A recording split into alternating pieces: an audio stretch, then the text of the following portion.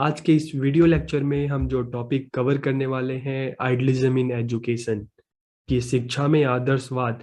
तो आज आइडियलिज्म के बारे में हम क्या क्या जानने वाले हैं, इसका कंसेप्ट, प्रिंसिपल्स, एम्स, ऑब्जेक्टिव और curriculum, teaching methods, discipline, teacher, school को लेकर आइडियलिज्म ने क्या क्या बोला है उसके बारे में हम जानेंगे। और वीडियो के लास्ट में हम जानेंगे कि आज के एजुकेशन में आइडियलिज्म का क्या कंट्रीब्यूशन रहा है। तो ये कुछ पॉइंट्स हैं जिस पर आज की इस वीडियो लेक्चर में हम बात करेंगे। तो हम स्टार्ट करते हैं। तो सबसे पहले अगर हम कंसेप्ट ऑफ आइडियलिज्म देखते हैं कि आदर्शवाद की अवधारणा, तो idealism school of western philosophy की एक विचारधारा है, एक आइडियोलॉजी है जो एक क्या मानता है कि जो ये यूनिवर्स है, ठीक है, जो ये दुनिया है, ये ईश्वर ने बनाई है। This universe to be created by God. ठीक है, कि ये दुनिया ईश्वर ने बनाई है, इसीलिए जो ईश्वर है, जो गॉड है, वही अल्टीमेट रियलिटी है, वही अंतिम सत्य है। और जो सॉल है, जो आत्मा है, वो गॉड का ही एक पार्ट है। ठीक है। और idealist believe that the mind is the source of knowledge, की जो सोर्स ऑफ नॉलेज है वो क्या है? माइंड, हमारा दिमाग, हमारी बुद्धि ही ज्ञान का स्रोत है। ठीक है। इसलिए जब दुनिया ईश्वर ने बनाई है और ईश्वर ही अल्टीमेट रियलिटी है, ठीक है, गॉड ही अल्टीमेट रियलिटी है, तो जो ह्यूमन लाइफ का जो अल्टीमेट एम है वो क्या होना चाहिए? वो सेल्फ एक्चुअलाइजेशन या सेल्फ रियलाइजेशन या अटेनमेंट ऑफ गॉड। तो यही हमारे लाइफ का अल्टीमेट एम है। ठीक है। Which can achieved by following moral value, जो कब पॉसिबल है? जब हम मोरल वैल्यूज को फॉलो करें, नैतिक जो आचरण है उसका पालन करें, तभी हम अपने लाइफ का जो अल्टीमेट एम है, अटेनमेंट ऑफ गॉड या सेल्फ एक्चुअलाइजेशन, सेल्फ रियलाइजेशन, इसको हम अचीव कर सकते हैं। ठीक है। तो इन्होंने मोरल वैल्यू पे काफी फोकस किया है। For them the idea is more real than the object. Idealism क्या मानता है कि जो आइडिया है, जो विचार है, वो वस्तु की तुलना में, ऑब्जेक्ट की तुलना में ज्यादा रियल है। क्यों? कुछ एग्जाम्पल से इसको समझ सकते हैं। ये मानता है कि ऑब्जेक्ट हैं, वस्तुएं हैं, वो एक जैसी नहीं रहती, हमेशा चेंज होती रहती है, बनती है, अ, नष्ट हो जाती है। ठीक है। लेकिन विचार, आइडिया है, कभी नहीं मरते, ये हमेशा जिंदा रहते हैं। एग्जाम्पल के लिए हम देखते हैं, आज के टाइम में देखते हैं, ना प्लेटो है, ना एरिस्टोटल है, ना इंडिया में देखें तो विवेकानंद जी नहीं है, अब्दुल कलाम जी नहीं है, लेकिन उनके विचार आज भी हमारे साथ हैं, आज भी हमें गाइड करते रहते हैं। तो इसलिए आइडियलिज्म क्या मानता है कि वस्तुएं, ऑब्जेक्ट तो खत्म हो जाती हैं, लेकिन आइडियाज, जो विचार हैं, वो कभी नष्ट नहीं होते, इसलिए वही रियल हैं। ठीक है। अब आइडियलिज्म का डेवलपमेंट किस तरह से हुआ, आदर्शवाद का विकास किस तरह से हुआ? तो सबसे पहले आदर्शवाद के जो विचार थे, इस तरह की जो थॉट थी, थिंकिंग थी, ग्रीक फिलोसफर जो थे, थाल्स, इन्होंने दी थी। ठीक है। इन्होंने इस यूनिवर्स के बारे में अपनी विचार रखे थे कि किस तरह से यूनिवर्स बना है। ठीक है। तो उन्होंने सबसे पहले इस बारे में जो सबसे पहले विचार दिया था, थाल्स ने दिया था। और उसके बाद जो इटालियन फिलोसफर थे, जेनोफिनिस, उन्होंने इस विषय पे अपने विचार प्रस्तुत किए। और जेनोफिनिस के बाद किसका नाम आता है? जेनोफिनिस के बाद जो ग्रीक फिलोसफर सोक्रेट्स थे, जिसको हिंदी में सुकरात कहते हैं, उन्होंने इस बारे में अपनी बात रखी। और सोक्रेट्स के बाद जो उनके स्टूडेंट थे, प्लेटो। ठीक है। प्लेटो ने इस बारे में, इस यूनिवर्स के बारे में उन्होंने अपने विचार रखे। ठीक है। लेकिन प्लेटो ने जो अपने विचार रखे, ठीक है, वो बहुत ही सिस्टमैटिक, बहुत ही ऑर्गेनाइज तरीके से उन्होंने इस विचार को रखा। और उसके पीछे साथ साथ उन्होंने हर चीज के पीछे का लॉजिक भी दिया। ठीक है। तो Plato was the first philosopher of Greece who presented his philosophical thoughts in an organized and logical manner. That's why Plato is also called the father of idealism. इसलिए जो प्लेटो को फादर ऑफ आइडियलिज्म, आदर्शवाद का जनक भी कहा जाता है, क्योंकि उससे पहले विचार तो थास ने भी दिए थे, जेनोफिनिस ने भी दिए, ठीक है, और सोक्रेट ने भी दिए, लेकिन प्लेटो ने जो भी विचार दिए बहुत ही सिस्टमैटिक तरीके से और एक लॉजिकल मैनर में दिए। तो इसलिए इनको फादर ऑफ आइडियलिज्म कहा जाता है। ठीक है। तो इन्होंने जो प्लेटो है, इन्होंने इस चीज को एक्सेप्ट किया कि जो सॉल है, जो गॉड है, उसके एग्जिस्टेंस को इन्होंने एक्सेप्ट किया, स्वीकार किया कि हाँ, आत्मा है, ईश्वर है। ठीक है। और ये जो यूनिवर्स है, जो दुनिया है, किसने बनाई है? ईश्वर ने बनाई है। ठीक है। God is the creator of this world, ये प्लेटो ने बात कही। और इसके साथ साथ प्लेटो ने और क्या कहा कि there are two types of world, कि यहाँ पे एक दुनिया नहीं, यहाँ पे दो तरह की दुनिया है। एक है फिजिकल वर्ल्ड, जिसको हम मटेरियल वर्ल्ड भी कहते हैं, जो हमें अपनी आंखों से दिखाई देती है। दूसरा है स्पिरिचुअल वर्ल्ड, ठीक है, जो दिखाई नहीं देती। ये थॉट्स की दुनिया है, ये विचारों की दुनिया है, ठीक है, ये सॉल की दुनिया है।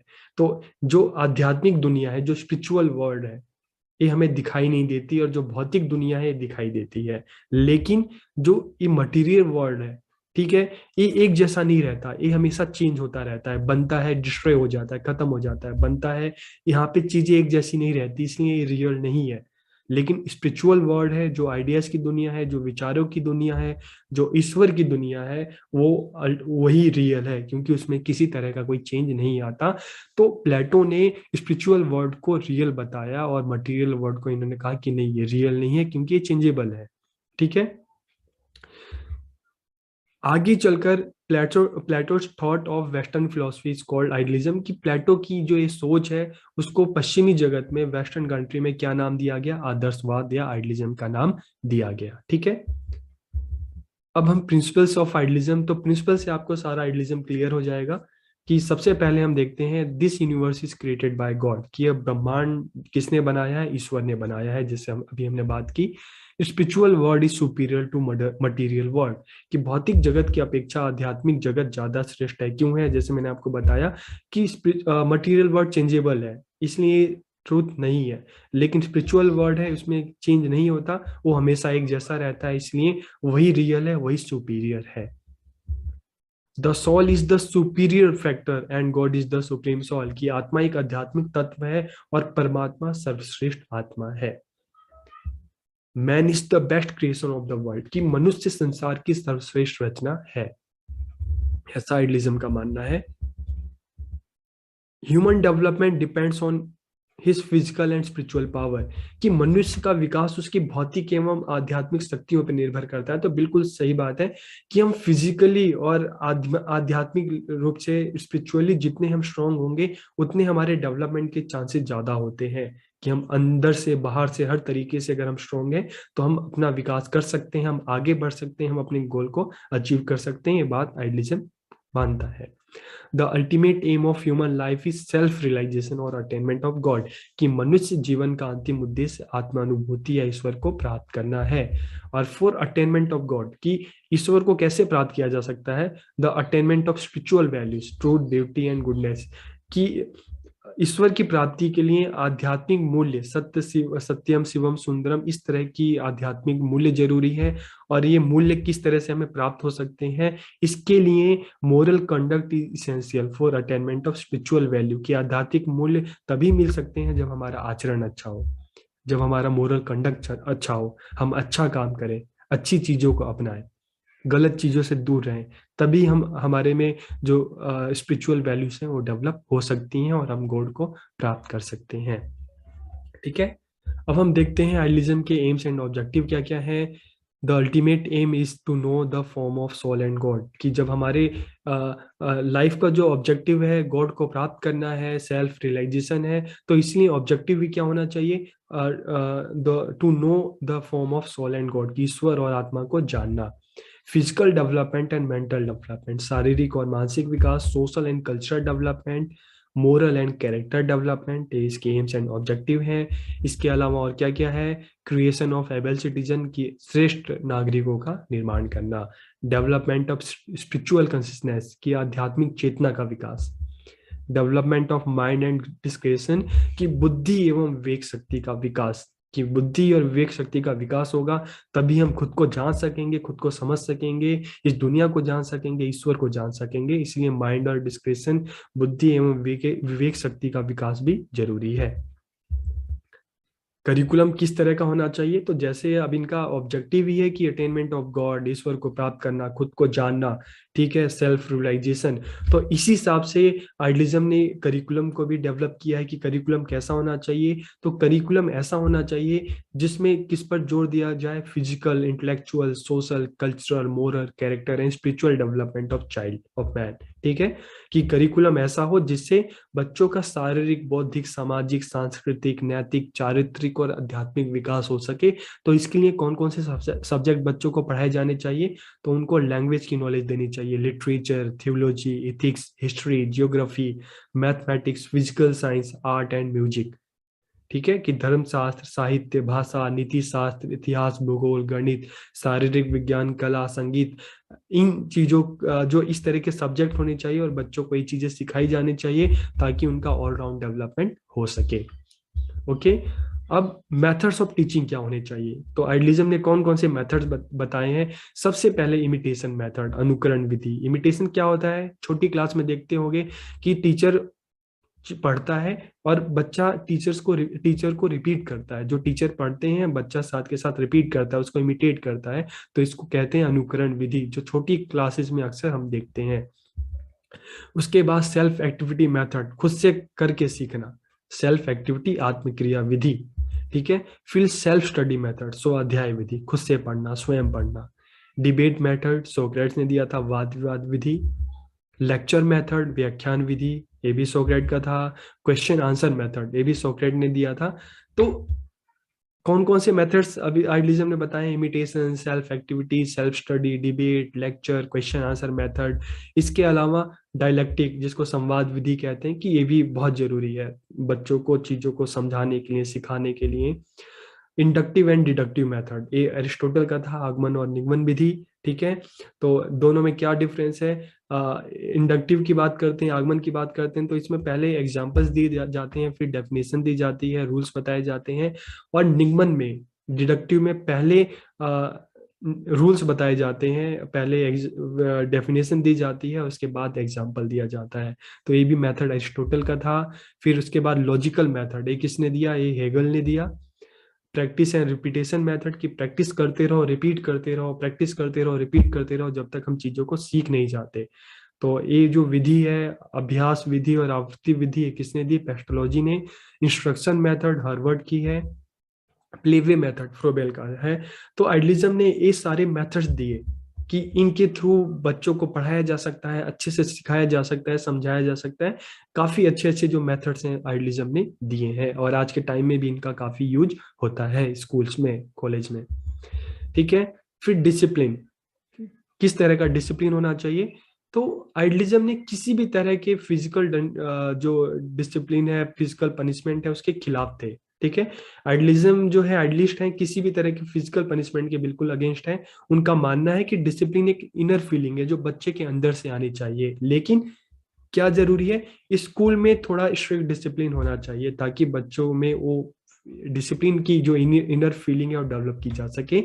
तो आइडियलिज्म किसी भी तरह के फिजिकल पनिशमेंट के अगेंस्ट था, लेकिन थोड़ा स्ट्रिक्ट डिसिप्लिन होना चाहिए ताकि बच्चों में वो डिसिप्लिन, इनर डिसिप्लिन डेवलप किया जा सके, ऐसा मानता है। उसके बाद टीचर्स की अगर हम बात करते हैं, तो idealists give central place to teacher in the educational process, कि इन्होंने जो शिक्षा प्रक्रिया है उसमें टीचर को सेंट्रल प्लेस दिया है, कि शिक्षकों को मुख्य स्थान दिया है। ठीक है, और आइडियलिज्म क्या मानता है कि टीचर ऐसा होना चाहिए, टीचर में काबिलियत होनी चाहिए जो बच्चों को, जैसे हम कहते हैं ना, बच्चों में जो पशु वाले गुण होते हैं, बालक बानर एक स्वभाव, बच्चे बंदर की तरह होते हैं। तो बच्चों को जो वो पशुत्व है, ठीक है, उससे बच्चों को मनुष्य बना सके और मनुष्य से बच्चों को देवत्व की ओर ले जा सके, ताकि जो हमारी लाइफ का अल्टीमेट एम है, अटेनमेंट ऑफ गॉड, उसको अचीव किया जा सके। तो टीचर इतना काबिल होना चाहिए कि बच्चों को इंसान बना सके और इंसान से उनमें देवत्व वाला जो विकास है, ठीक है, वो विकसित कर सके। तो टीचर इतना काबिलियत होना चाहिए, इस योग्य होना चाहिए। ठीक है, इसके अलावा प्लेटो क्या कहते हैं टीचर्स को लेकर, कि टीचर, ऐसे इंसान को टीचर बनना चाहिए जो नॉलेजेबल हो, जिसमें फिलोसफिक एटीट्यूड हो और जिनमें एक अंतर्दृष्टि हो, ताकि वो अपने बच्चों में चेंजेस ला सके, उनको चीजों को सिखा सके, उनमें वैल्यूज डेवलप कर सके। ठीक है, और टीचर ऐसा हो जो अपने बच्चों को, स्टूडेंट को ठीक से समझ सके और इस काबिल हो कि उनका विकास कर सके। ऐसे इंसान को टीचर होना चाहिए।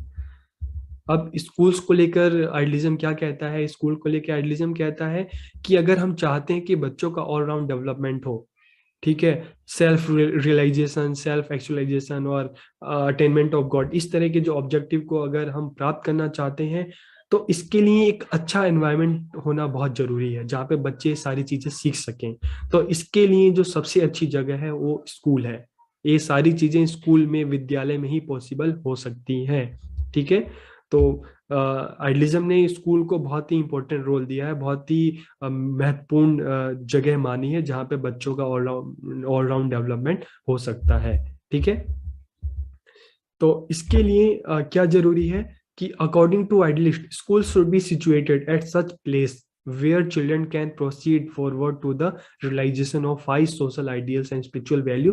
कि स्कूल ऐसी जगह पे होना चाहिए, ठीक है, विद्यार्थी ऐसे स्थान पे, विद्यालय ऐसे स्थान पे होना चाहिए जहां पर बच्चों में सामाजिक आदर्शों तथा आध्यात्मिक मूल्यों की प्राप्ति बहुत ही अच्छे तरीके से वहां पे हो सके। ठीक है। बच्चों का में जो स्पिरिचुअल वैल्यूज हैं डेवलप हो सके, मोरल वैल्यूज डेवलप हो सके। तो स्कूल ऐसी जगह पे होने चाहिए जहाँ पे बिना किसी डिस्टरबेंस के, बिना किसी बाधाओं के बच्चे अच्छे से एजुकेशन ले सकें।